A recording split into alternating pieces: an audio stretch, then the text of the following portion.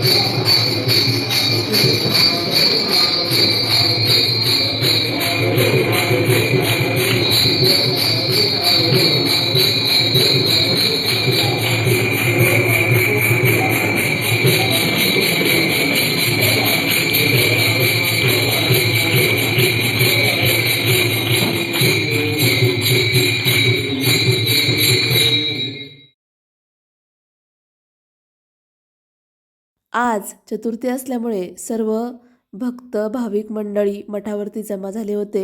खूप छान असं कीर्तन झालं. बाबांच्या समाधीचं दर्शन घेतलं. इथे आल्यानंतर खूप असं मन प्रसन्न होतं.